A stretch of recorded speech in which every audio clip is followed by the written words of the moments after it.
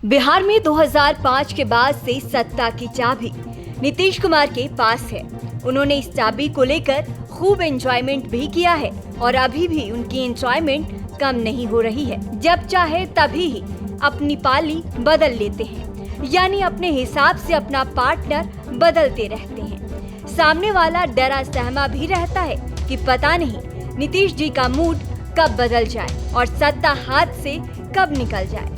लालू से लेकर बीजेपी के बड़े बड़े सुरमा घुटने टेकते हैं। अब नीतीश कुमार की सत्ता की चाबी पर जीतन राम मांझी की नजर टिक गई है, लिहाजा उन्होंने विधानसभा चुनाव से साल भर पहले ही माहौल बनाना शुरू कर दिया है।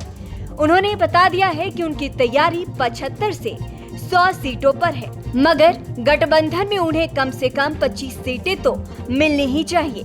जीतन राम मांझी ने एहसास करा दिया है कि बिहार एनडीए में सीट शेयरिंग का मसला इस बार आसान नहीं रहने वाला है। जाहिर है, अगर बिहार की राजनीति इतनी आसानी से हो जाती तो आज बिहार की सत्ता पर किसी और का ताज होता। विधानसभा चुनाव में अभी 1 साल से अधिक समय बचा हुआ है, लेकिन सीटों को लेकर दावेदारी पेश होने लगी है।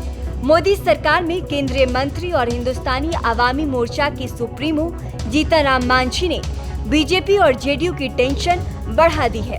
25 सीटों पर दावेदारी कर दी है। बिहार के साथ साथ मुख्यमंत्रियों के साथ सत्ता का स्वाद चखने वाले जीतन राम मांझी की नजर अब इस बार सत्ता की चाबी पर है। उन्होंने कहा कि उनकी तैयारी बिहार की 75 से 100 विधानसभा सीटों पर है, लेकिन 25 से कम सीट पर किसी भी हाल में समझौता नहीं होगा। साल 2015 में हमारी पार्टी ने 25 सीटों पर चुनाव लड़ा था। इस बार भी 25 सीटों पर चुनाव लड़ेंगे, बाकी सीटों पर सहयोगियों की मदद करेंगे। उनकी पार्टी का संगठन पूरे बिहार में मौजूद है। हर जिले में कार्यकर्ता मजबूती से काम कर रहे हैं, जिसका परिणाम लोकसभा चुनाव में देखने को मिला है। दरअसल बिहार में सरकार चाहे किसी भी गठबंधन की हो, उसमें जीतन राम मांझी की पार्टी सहयोगी की भूमिका में जरूर नजर आते हैं। सत्ता के माहिर खिलाड़ी मांझी समय की नजाकत को देखकर पलटी भी मारते ही रहते हैं। बिहार सियासत में इन्हें प्रेशर पॉलिटिक्स का उस्ताद समझा जाता है। इसका भरपूर फायदा भी जीतन राम मांझी उठाते रहते हैं।